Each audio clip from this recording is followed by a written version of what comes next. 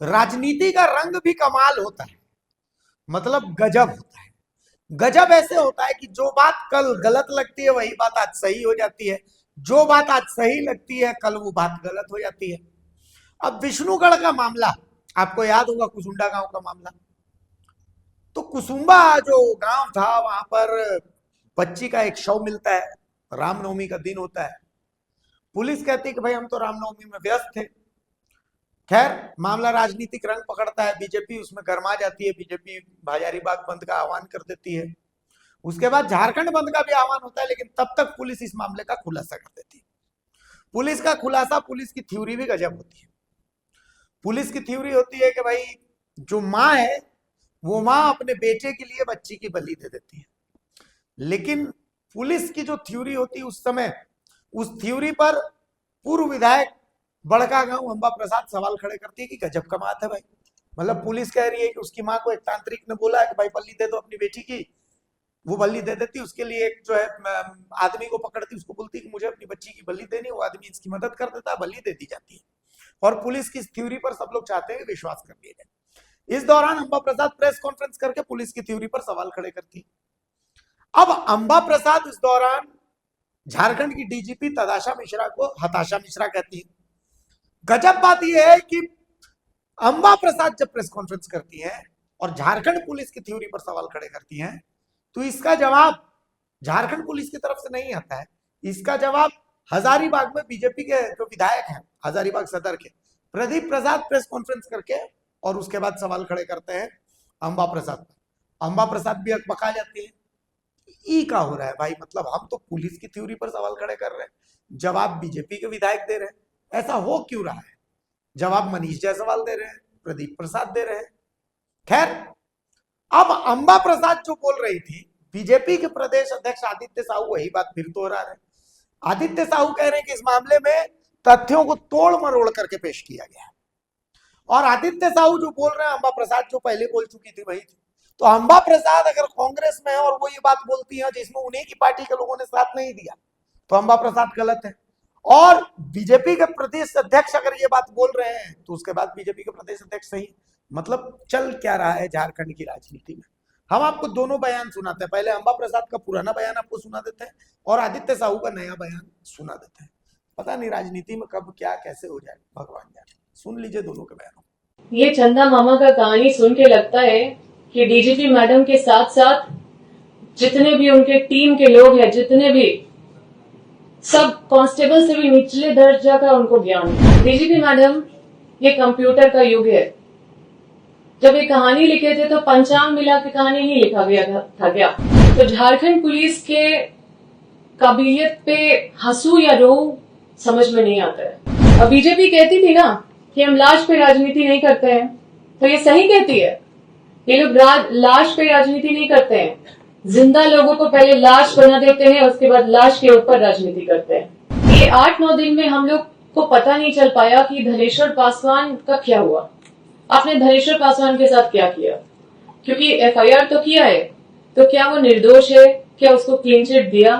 कौन है धनेश्वर पासवान? पूरा सिस्टम ने मिलके इस बच्ची का दोबारा गला घोटने का काम किया है।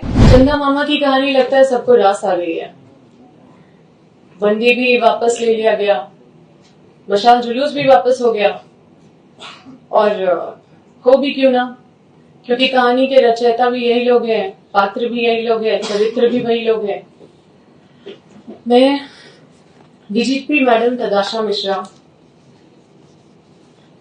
आपको पता है कि मैं माननीय डीजीपी मैडम, माननीय नहीं आदरणीय डीजीपी मैडम तदाशा मिश्रा जी, जो आपके द्वारा पुलिस अधीक्षक कार्यालय में 1/4/2026 को आपके निर्देशानुसार जो प्रेस कॉन्फ्रेंस करवाया गया था या प्रेस रिलीज जारी कराया गया था, कुसुम्बा और विष्णुगढ़ के उस बच्ची के जघन्य अपराध जिसने किया था उसका उद्भेदन के रूप में, उस प्रेस विज्ञप्ति को जब पढ़ते हैं तो झारखंड पुलिस के काबिलियत पे हंसू या रो समझ में नहीं आता है।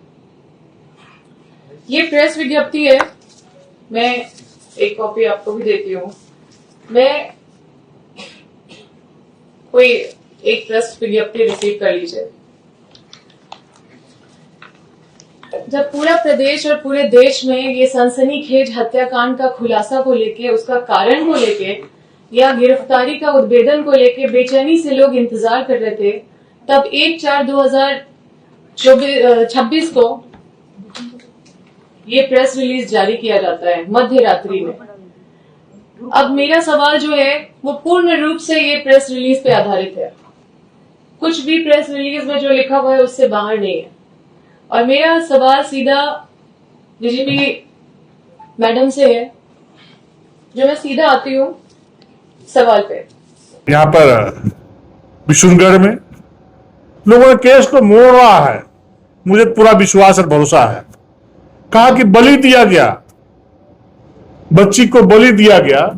अरे भाई, बलि दिया जाता तो सर और धड़ अलग होता।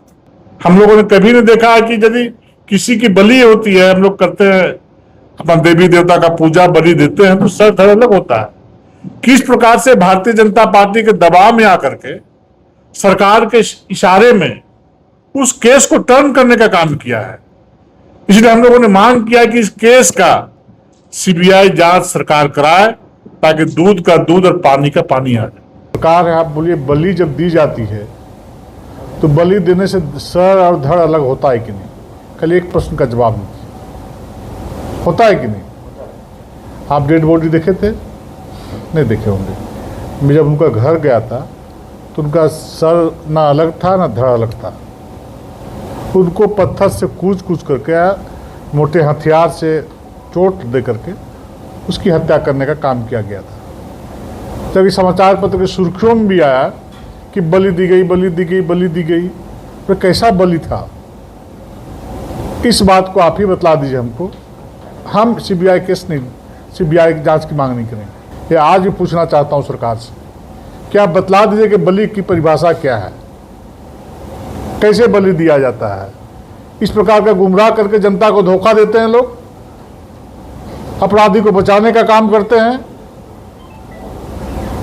वैसे पदाधिकारी इस क्षेत्र में पदस्थापित हैं, एसपी से लेकर डीसी से लेकर सारे लोग पैसे के बल पर पोस्टिंग कराने का काम करते हैं। क्या न्याय करेगा?